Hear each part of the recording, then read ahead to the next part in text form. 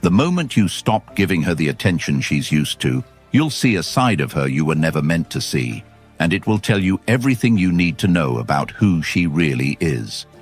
I'm not talking about subtle changes. I'm talking about an immediate shift in how she treats you, how she talks to you, how she moves around you. One day, you're the center of her world. The next, she's testing you harder than ever, rewriting history, seeking validation from anyone who will give it, and playing the victim to win sympathy. It's not love you're seeing, it's control slipping away. And if you're not prepared, you'll get pulled right back into her game. But here's the truth. This moment, the one that feels like rejection, is actually the most powerful turning point you'll ever get. It's the point where you either crumble like most men, chasing back the attention you lost, or you stand firm, hold your frame, and take back control over your life. This is where Stoicism becomes more than just a philosophy. It becomes your armor. The discipline to remain unmoved, the strength to not take the bait, the wisdom to see that your worth was never in her approval to begin with. The ancient Stoics taught that a man's freedom comes from mastering himself, not controlling others. When you understand that, you stop reacting to her behavior and start building a life that makes her behavior irrelevant. Today, I'm going to walk you through exactly how a woman really reacts when she realizes you're no longer interested. Not the fairy tale, not the Hollywood script, but the raw, unfiltered truth. And more importantly, how you can use it to transform not just your relationships, but your entire life. Because the man who can watch her reaction without losing himself is the man who wins every time. Number 1, she tests harder than ever. When she senses you are no longer clinging to her every word, when your energy has shifted from constant engagement to calm detachment, she feels it in ways she can't always explain. But she knows something has changed, and that change shakes the foundation of her control. So instinctively she begins to test you harder than she ever has before, not because she wants to save the relationship or reconnect emotionally in a healthy way, but because her ego cannot tolerate the idea that she is no longer the one setting the tone. She is no longer the one who dictates the pace. She is no longer the unquestioned priority in your daily life. And so she pulls out every tool she's used before, plus some you haven't seen yet. She might withdraw affection to see if you will chase her. She might suddenly act overly interested in another man and watch your reaction like a hawk. She might start arguments over trivial things just to provoke an emotional response that reassures her you're still emotionally invested. She might even test your loyalty by subtly inviting situations where you feel the urge to defend yourself, all of which are designed to pull you back into the role of the chaser. This is where most men fail because they confuse these tests with opportunities to prove themselves. But if you understand what's really happening, you will recognize that the more you jump to meet her demands, the more you confirm her dominance in the dynamic. So the solution is not to fight her, not to match her games, and certainly not to beg for her approval. The solution is to pass the test by refusing to take it, by standing so firmly in your own frame that no test can shake it, which means you remain calm when she accuses you of changing, you remain composed when she acts distant, and you don't reward provocations with the attention they're designed to provoke, because every time you choose stillness over reaction, you reinforce the truth that your self-worth is not up for negotiation. And when you stop being predictable in your responses, you stop being controllable, which will either force her to adapt to the new dynamic or expose the fact that her interest was never about who you are, but about how much validation you could provide her. And the moment you realize this, you stop personalizing her tests and start treating them as signals. Signals that you are finally shifting the power back into your hands. Signals that your emotional energy is no longer freely available to be exploited. Signals that you have stepped into the position of the man who is chosen rather than the man who chases. And this is where you must double down on your focus on yourself. Because in moments like this, the temptation to slip back into old patterns is strong, so you train yourself daily to respond less and act more on your own goals. You use her tests as reminders to put more time into your fitness, your business, your mission, your friendships, and your peace, because a man whose life is full has no need to pass anyone's test. And the irony is, when you live that way, you pass them all without even trying. And if you're serious about mastering that ability, about becoming the man who never bends under pressure, I've put everything you need into the Stoic relationship blueprint, the exact framework that shows you, step by step, how to recognize every test, respond with unshakable composure, and keep the power in your hands no matter what she throws at you. It's linked in the comments, and once you get it, it's yours for life. No one can take it from you, and you can return to it whenever you need a reminder of the principles that keep you centered and in control. This isn't just information, it's the kind of knowledge that changes you forever, the kind you'll wish you had years ago, and the kind that ensures you'll never lose yourself in a relationship again. Number 2, her ego takes the first hit. When your attention starts to fade, when your calls become less frequent, when your conversations shift from being about her to being about your own pursuits, the first thing she feels is not heartbreak. It's a deep, sharp blow to her ego. Because for many women, your constant attention isn't just a bonus. It's the fuel that reinforces her self-image as desirable, important, and in control. And when that fuel supply drops suddenly, she is forced to confront a question she may not have faced in a long time. What does it mean if I'm no longer the center of his world? And this is not a comfortable question for her, so she reacts in the only way that feels natural. She works overtime to restore that feeling of being wanted, which could mean she starts posting more calculated images on social media. She starts dressing more provocatively when she knows you'll see her. She might even casually mention the attention she's getting from other men, all with the unspoken aim of triggering your competitive instinct, so you return to giving her the attention she craves. And in this moment, you need to understand something critical. Her sudden uptick in effort is not a sign that she values you more. It's a sign that she values how you made her feel about herself. And if you take the bait and rush to reassure her, you reinforce the idea that her worth determines your behavior. But if instead you hold your ground, focusing on your own mission and refusing to feed her ego at your own expense, you send a message far more powerful than words. You show her that you can stand on your own, that your validation comes from within, and that your identity is not tied to how much you please her. And this is where Stoic principles matter more than ever, because a Stoic man does not let another's perception determine his self-respect. A Stoic man measures himself by his actions, his discipline, his values, not by the approval of someone who might withdraw it tomorrow. So when her ego takes that hit, you let it, because it's not your job to protect her from the discomfort of losing priority in your life. And if she chooses to deal with that discomfort by seeking validation elsewhere, you don't stop her. You simply continue to live in a way that makes you proud, because in the long run, a woman will either rise to meet the standard you set, or she will drift away in search of easier validation. And both outcomes are in your favor, because either way, you remain free from the trap of building your worth around how much attention you can give to someone who values the feeling of being wanted more than the person who provides it. Number 3, she seeks validation elsewhere.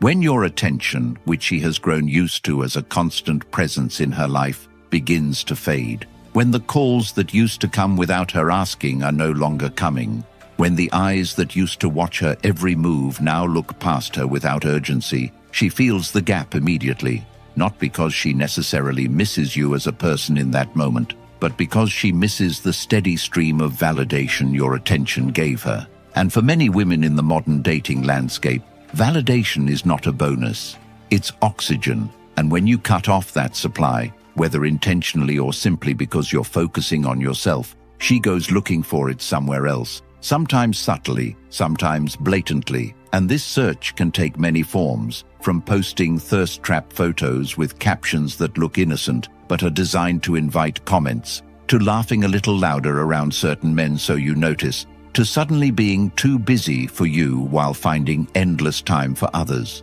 to rekindling conversations with male friends she previously assured you were just like brothers. And if you are unprepared for this, you will misread it as her moving on or replacing you, and you will be tempted to reclaim her attention by competing with those new sources. But here's the hard truth. The moment you compete for her attention, you are no longer the prize.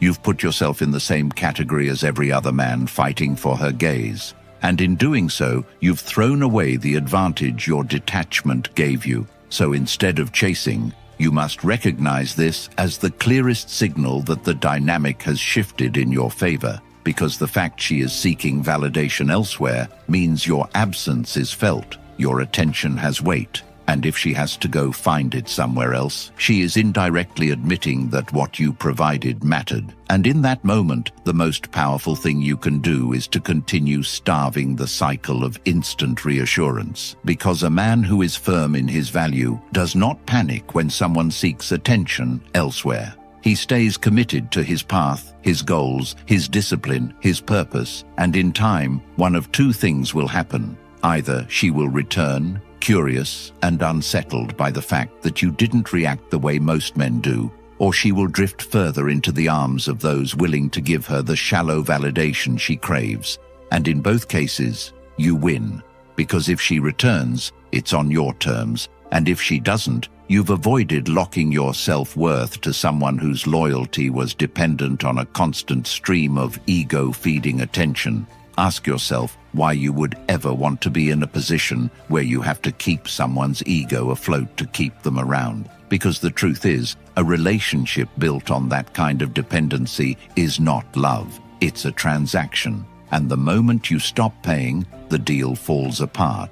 So the solution is to stop paying in the first place, and instead invest that energy into building a life where your sense of worth is never tied to whether or not a woman chooses you today, tomorrow, or ever, because the man who understands this does not chase validation. He commands respect. And when you live this way, you stop being an option and start being the standard. Number 4. Her respect for you spikes. When you stop pouring every ounce of your attention into her, when you no longer orbit around her moods and schedules, when your life suddenly revolves around something bigger than her validation, she might react with irritation, she might act colder, she might accuse you of being distant, but beneath all that, whether she admits it or not, her respect for you rises, because deep down she knows that most men collapse the second they sense a woman pulling away. They chase harder, they bend over backwards, they over-explain, they start compromising their standards in a desperate attempt to hold on. But you are doing the opposite. You are holding your ground. You are staying calm. You are not letting her emotional fluctuations dictate your state of mind, and that is rare in a world where most men's confidence is rented from female approval. This is the moment where your strength as a man becomes undeniable, not because you are trying to make her jealous, not because you are playing games, but because you are showing in real time that your life has its own center of gravity, that your worth is self-generated, and that you are perfectly capable of walking away rather than clinging to a situation that no longer serves you. And the truth is, women may enjoy constant attention, but they cannot truly respect a man who has no backbone. Because respect is born from boundaries, from the awareness that you are not dependent on her to feel valuable. And when you live this way, your very presence communicates that you are a man with options, a man with standards, a man who knows his own mind. This is pure Stoicism in action, the philosophy of standing unmoved by the tides of approval and rejection, living by the words of Epictetus, who said, "No man is free who is not master of himself." And mastering yourself means you are not swayed by her attempts to test, provoke, or lure you into an emotional chase. Instead, you remain fixed on your mission, your health, your discipline, your financial growth, your creative pursuits. And by doing so, you teach her and everyone else in your life that if they want your time, they have to bring value to the table, not just expect it as a default. And here's where the transformation happens. The more you operate like this, the less reactive you become, the more you value your time, the more you see every interaction as a choice rather than a need. And ironically, this is when she often becomes more engaged, more curious, more drawn in, because the man who doesn't need her attention to function is the man who she instinctively respects, and that respect, unlike fleeting attraction, is the foundation for any relationship worth having. So if you take nothing else from this, take this. Stop measuring your worth by how much of yourself you can pour into someone else. Start measuring it by how much of yourself you can retain, protect, and grow, regardless of who is or isn't in your life. Because the day you truly internalize that lesson is the day you stop being replaceable in any meaningful way. Number 5, she rewrites the past.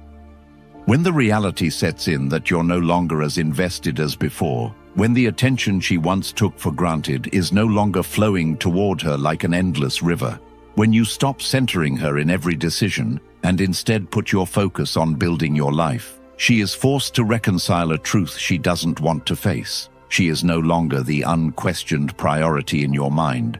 And for many women, rather than sit with that discomfort and reflect honestly on their role in the shift, it is easier to rewrite the past into a story that protects their ego and places them in a position of control. So you may hear through mutual friends that she's now claiming she wasn't really that into you, or that she saw the signs early on, or that things were off for a long time. Not because those statements are objectively true, but because they allow her to frame the situation in a way where she is not the one who lost something of value. And if you aren't grounded, hearing this can tempt you into defending yourself, setting the record straight, and proving the real version of events.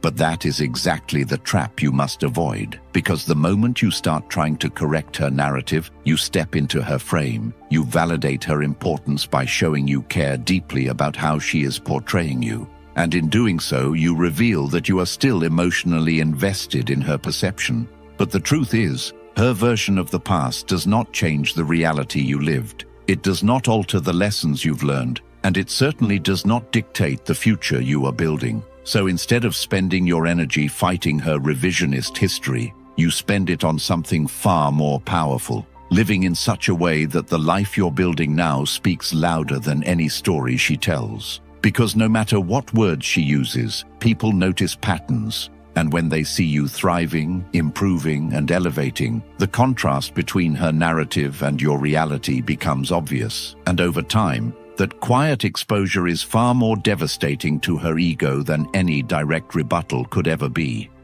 In Stoic thought, this is the art of not being dragged into the theater of someone else's drama, of understanding that your worth is not determined in the court of public opinion, of accepting that people will distort reality to fit their needs, and realizing that it is not your responsibility to correct every distortion. It is your responsibility to live with integrity so that your life itself becomes the undeniable proof of who you are. And when you operate from this position, not only do you protect your energy, but you also make it impossible for anyone, past, present, or future, to hold power over you through false narratives, because the truth is, the man who does not defend himself against lies is often the one who stands tallest in the truth. Number 6, she plays the victim card.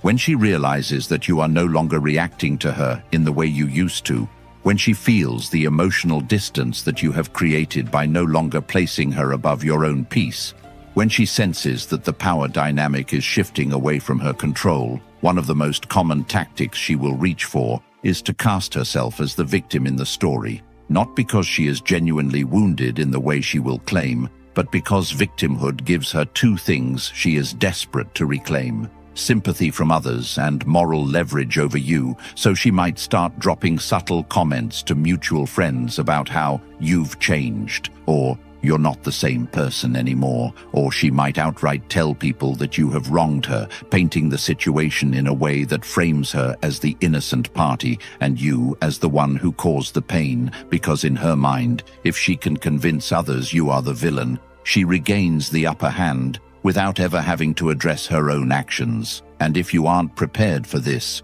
you will feel the urge to fight back, to defend yourself, to correct the story so everyone knows the truth.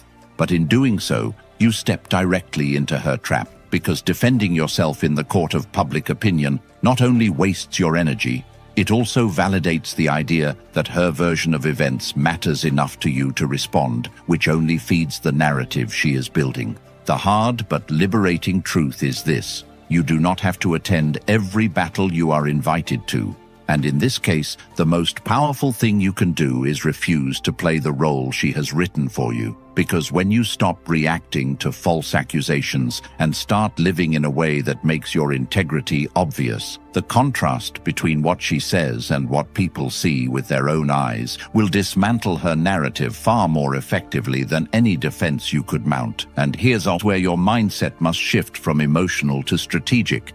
You cannot stop people from talking. You cannot control every story told about you, but you can control how unshakable your reality is. And when your actions, discipline, and results speak so loudly that they drown out the noise, you make yourself untouchable, because the truth is, those who know you will not be swayed by her story, and those who believe her without question are not people whose opinions should carry any weight in your life.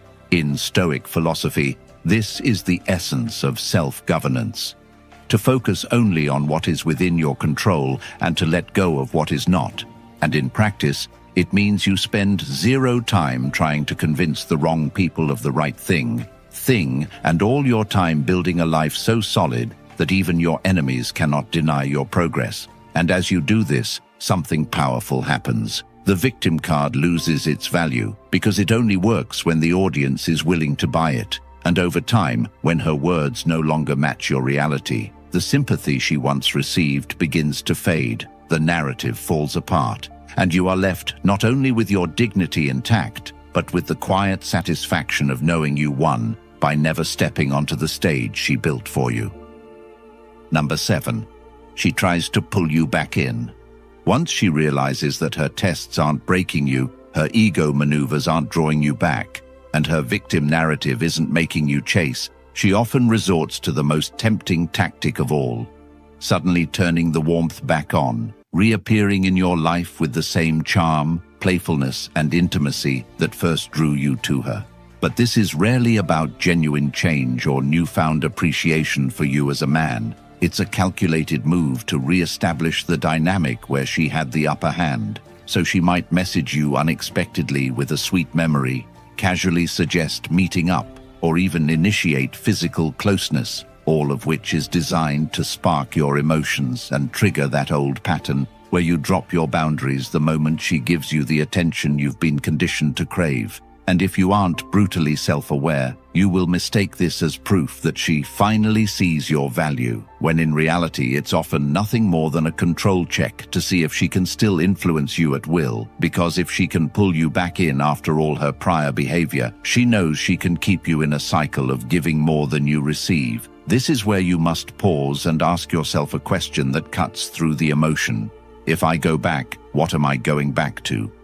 Because in most cases, what you are returning to is the same pattern that caused you to step back in the first place, only now with the added knowledge that she is willing to manipulate the emotional climate to keep you tethered. And the danger here is not just losing the ground you've gained, it's reinforcing to yourself that your boundaries are negotiable. So the solution is to anchor yourself in your long-term vision rather than your short-term feelings, to measure her actions not by the temporary warmth she shows now, but by whether her behavior over time aligns with the standards you've set for your relationships. And this requires the discipline to resist the lure of instant gratification, to remember that the same person pulling you close now was comfortable testing, dismissing, or even devaluing you when she thought you'd never walk away. And unless there has been a clear and sustained shift in how she shows up, the safest and most self-respecting choice is to keep walking forward on the path you've built without her.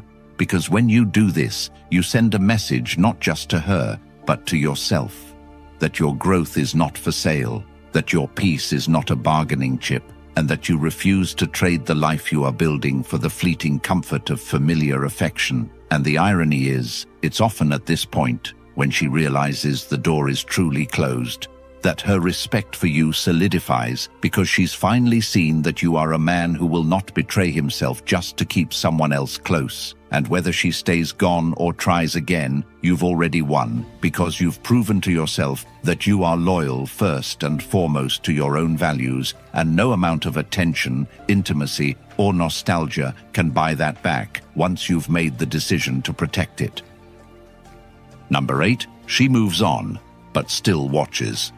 Even when she appears to have completely moved on, when you see her with someone new or hear through the grapevine that she's living her best life, even when she makes sure her social media is filled with pictures and posts that project happiness and progress, there is often still a quiet thread of curiosity connecting her to you. Because the truth is, a woman rarely forgets a man who stopped giving her what she expected and refused to be pulled back into the old dynamic. And no matter how much time passes or who she's with, part of her will wonder how you're doing, whether you've changed, whether you've improved, and, most importantly, whether you've done it without her. So she might occasionally check your profile, ask a mutual friend about you, or find subtle ways to signal she's still aware of your existence. Not always because she wants to come back, but because she wants to know if the choice she made or the situation she lost has caused her to fall behind in any way. The mistake many men make here is interpreting this quiet observation as a sign that she secretly wants to return, and they open the door without realizing that some people look back not out of desire, but out of ego.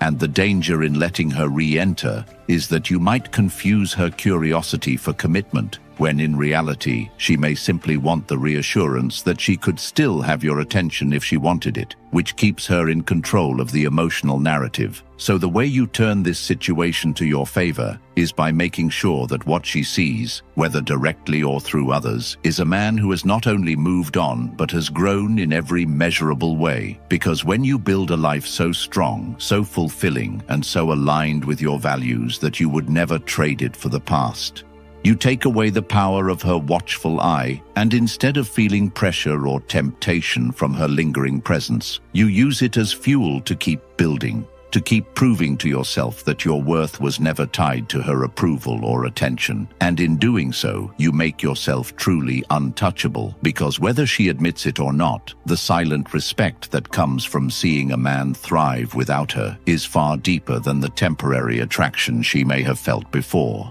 And while she might still watch, she will do so, knowing that she is watching a man who will never again hand over the keys to his happiness, a man who has taken the lessons from that chapter and used them to write an entirely new story. And that, in the end, is the only closure you ever need.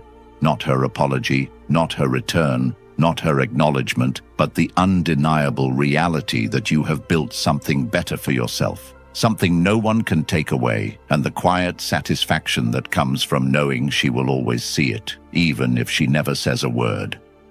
Most men will never hear this, and they'll spend years chasing women who test them, disrespect them, and drain them, all because no one ever taught them how to stand their ground. But you're here now, and you have a choice. Keep living on repeat, or take the step that changes everything. The Stoic relationship blueprint isn't just a book. It's a weapon, a shield, and a map for any man who's tired of losing himself in relationships. It will show you exactly how to handle every test, every power shift, and every manipulation with the calm, unshakable strength that earns lasting respect. And once you have it, it's yours forever. No one can take it from you. You can revisit it years from now and still sharpen yourself with the same principles that saved you today. So if you're ready to reclaim your frame and never hand over your power again, drop a comment saying, "I reclaim my power,"